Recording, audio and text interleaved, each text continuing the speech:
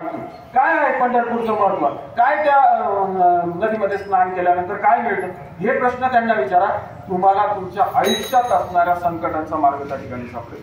भरपूर आहे की या अध्यात्माच्या मार्गातून मनुष्य त्याचं जीवन सुवर्ण म्हणजे सुवर्णाक्षरात लिहू शकतो किंवा सुवर्णाक्षरामध्ये तो पदार्पण करू शकतो. पूर्वीचे संत पाहिले आपण, संत ज्ञानेश्वरांचं नाव घेतो, संत तुकारामांचं नाव घेतो, संत एकनाथांचं नाव घेतो, संत निवृत्तीनाथ महाराजांचं नाव घेतो. काय घेतो? त्यावेळेचं त्यांचं जीवन जर पाहिलं तर अतिशय कष्टदायक होतं, खूप कष्टदायक होतं. परंतु समाजाला योग्य मार्ग दाखवण्याचं काम जर केलं असेल तर त्या संतांनी केलेले. ज्ञानेश्वरांना माऊली म्हटलं जातं. का माऊली म्हटलं जातं? 14 वर्षाच्या त्या एका तरुणात संत ज्ञानेश्वराचा आपण माऊली म्हणतो. का म्हणतो आपण माऊली? आईचा दर्जा त्याला दिला जातो. का दिला जातो माहितीये का? कारण की जगात बालपणापासून आई वडिलांचं छत्र हरपल्यानंतर समाजामध्ये कसं वावरावं लागतं, समाजामध्ये लहानाचं मोठं कसं होतं म्हणून ते ज्ञानेश्वरांनी दाखवून दिलं. ज्ञानेश्वरीची रचना त्यांनी केली. वयाच्या 12व्या वर्षी त्यांनी ज्ञानेश्वरीची रचना केली. भावार्थ दीपिका म्हणून ज्ञानेश्वरीची रचना काय केली? गीतेचा सार त्यांनी अनुवाद केला एवढ्या लहान वयात. म्हणून त्यांना माऊली म्हटलं जातं. मोठ्या भावंडांना आईप्रमाणे सांभाळलं आणि नंतर त्यांनी जलसमाधी वगैरे घेतली. तर समाजाच्या त्रासाला कंटाळून समाजाला उद्बोधित करावं आणि पुढच्या काळामध्ये ज्यावेळेस संत ज्ञानेश्वरांची ज्ञानेश्वरी वाचली जाईल, तुकोबारायांचे अभंग वाचले जातील, त्यावेळेस भविष्य काळात येणारा राक्षस जो आहे म्हणजे कलियुग ज्याला म्हणतो आपण, त्या कलियुगाला कुठेतरी आळा घालता येईल. हा प्रयत्न त्या काळात 12व्या शतकात आणि 16व्या शतकात संत ज्ञानेश्वर आणि संत तुकारामांनी करून ठेवलेलं.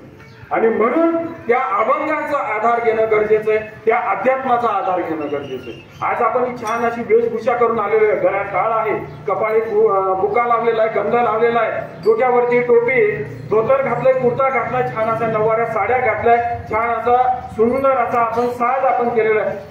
या कशासाठी आहे? की आध्यात्मिक संस्कृती जपण्यासाठी. रोज आपण जीन्स घालतो, टॉप घालतो, युनिफॉर्म घालतो, लग्नाला वेगवेगळ्या प्रकारचे कपडे घालतो. त्या पलीकडे आजची काही वेशभूषा आहे. ही वेशभूषा म्हणजेच महाराष्ट्रातील हा स्वर्ग आहे, महाराष्ट्रातील हा देवतांचं देवालय आहे. आणि हेच देवालय दाखवण्याचा छोटासा प्रयत्न आज देखील आपल्या या विद्यालयामार्फत केला जातो. वेगवेगळे अभंग आहेत बघा, ते व्यवस्थित लक्षात आहे. बरोबर नका करू, सरळ बसायचं व्यवस्थित. असं समजायचं की कोणीतरी अमोल बाबा कीर्तन देतोय टाइमपास, ऐकून घ्यायचं 5 मिनिटासाठी. काय आहे चांगलं जीवनातलं ते घेण्याचा प्रयत्न करा, बाकीचं सोडून द्या. बघा, विद्यार्थी दशेमध्ये आपण आहोत आणि या विद्यार्थी दशेमध्ये अध्यात्म काय काम करतो? तर विद्यार्थी दशेमध्ये आपण म्हणतो किंवा शेतकरी म्हणतो माझं काम आहे, आपण म्हणतो माझा अभ्यास आहे. परंतु कामात काय आहे? तर राम आहे. कामात राम आहे. कामात राम कसं आहे? ज्यावेळेस समजा सावता माळी नाव ऐकून आहात का संतांचं? सावता माळी काय करायचे? ते काय करायचे? शेती करायची. काय करायचे? शेती करायची. कांदा मुळा भाजी अवघी मिठाई माझी, तेच म्हटलं जातं. का? कामात राम आहे. त्यांना त्या कांद्यामध्ये त्यांना विठोबा दिसतो, त्या मुळ्यामध्ये त्यांना रखुमाई दिसते.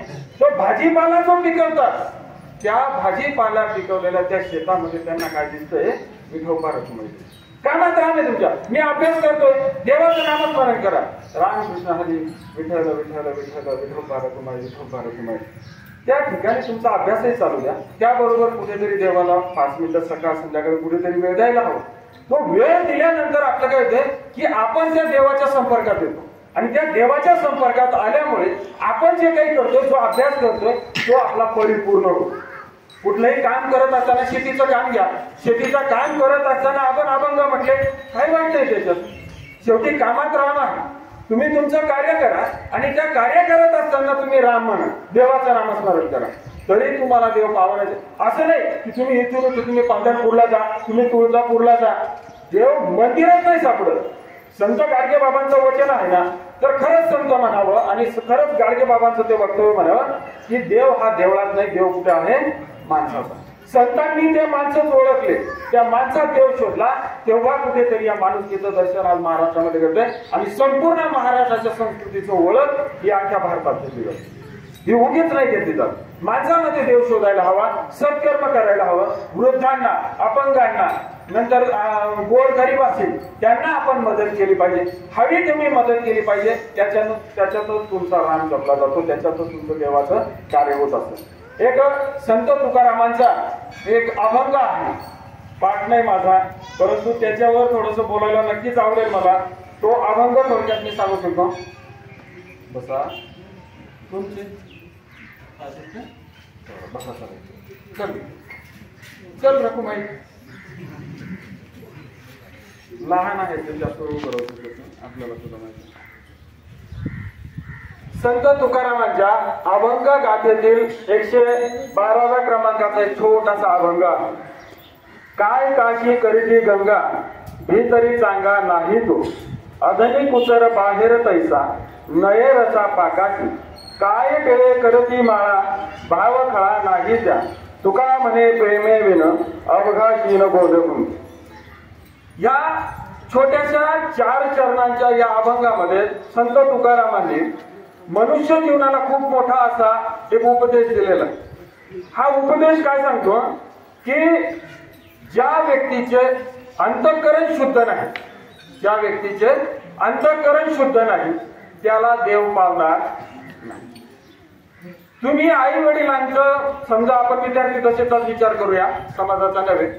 आई वडिलांनी काही काम सांगितलं आणि त्या ठिकाणी आपण दूध काढलं, दिले करत एवढा मोठा अभ्यास द्यायची आम्ही मॅडम सकाळ मार्गदर्शन तुम्हाला काय काम शिक, हे जर आपलं तिथे बोलणं झालं याला उद्धटपणा म्हणतात.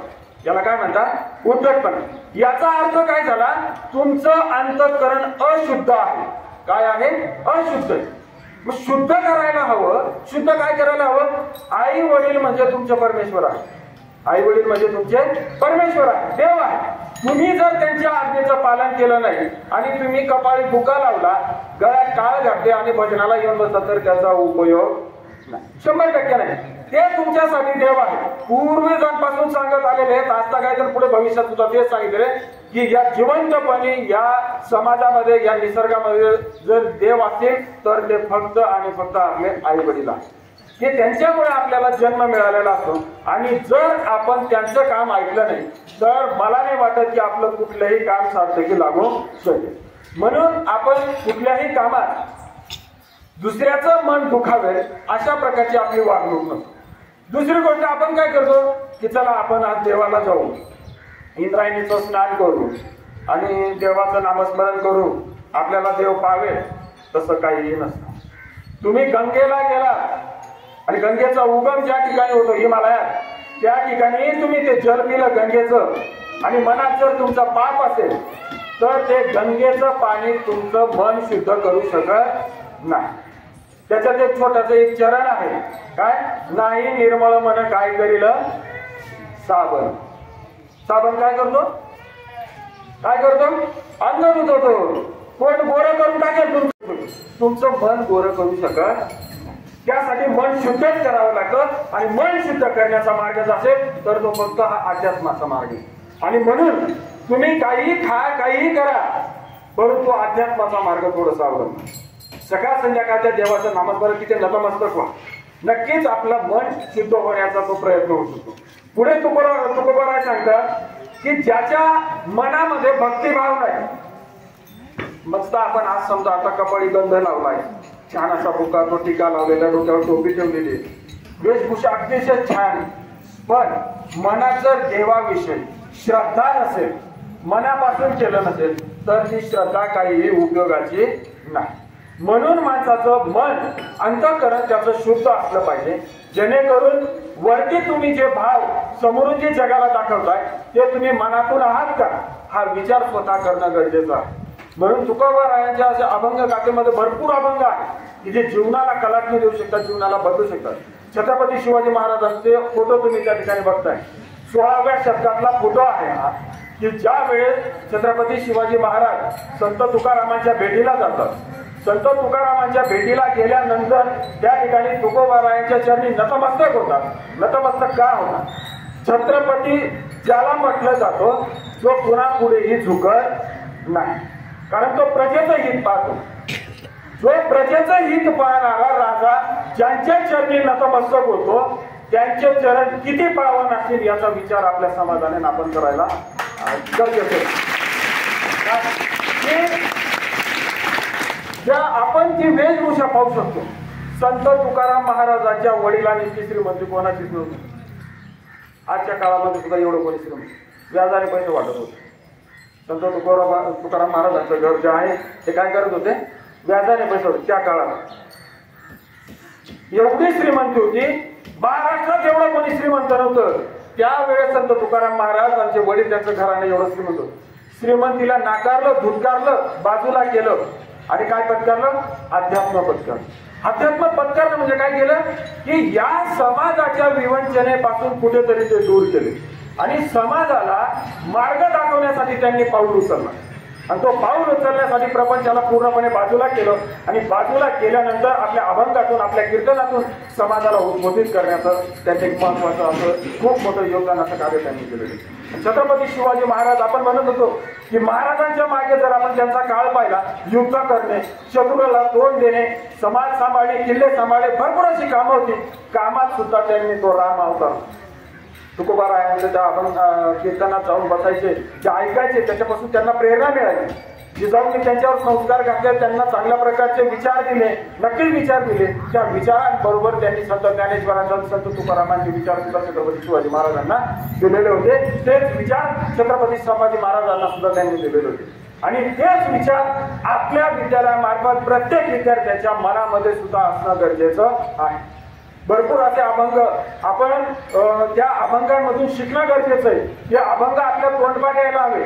मी कधीही माळ घातलेली नाही, मी कधीही आज बुका लावला, शिक्षकांनी तो बुका हात लावलेला आहे, परंतु मी म्हणत नाही, जे लावतात खरोखर त्याचा आस्वाद त्यांनी घ्यावा, त्या प्रकारचं कार्य सुद्धा करावं. परंतु अध्यात्म आणि ते जे काही अभंग असतील ते सुद्धा आपल्या तोंडातून फुटफुटणं गरजेचं आहे. मी जेव्हाही गाडीने प्रवास करतो, जरी आपण आजच्या काळात जाऊ तरी सुद्धा तुम्ही आहेर सरांना किंवा टीचरांना विचारू शकता की येता जाता आम्ही अभंग म्हणत असतो.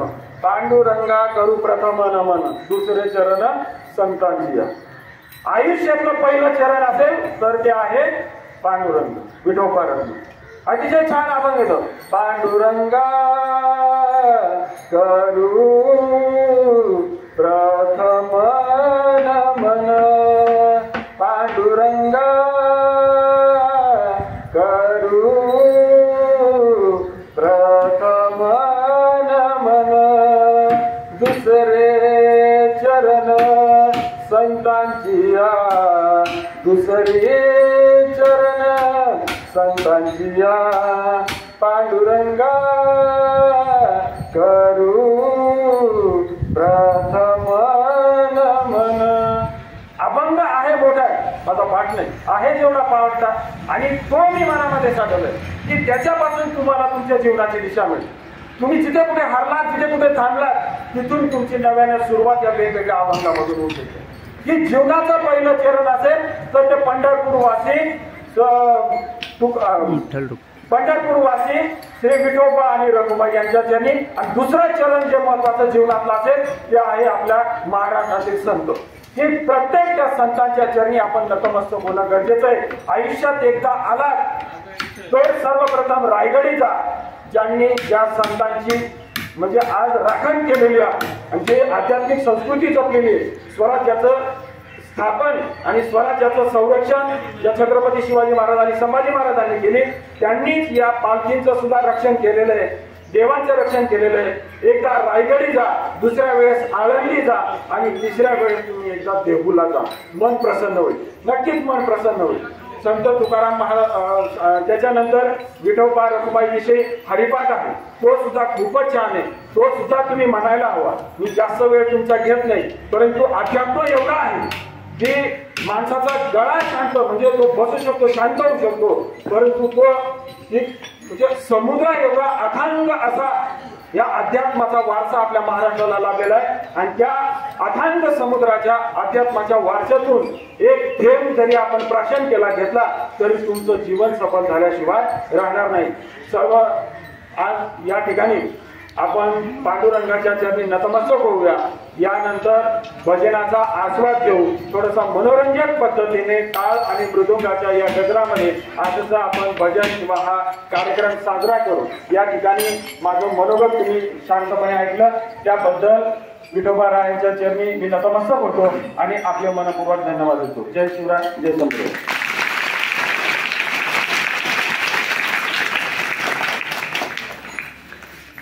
कसं करायचं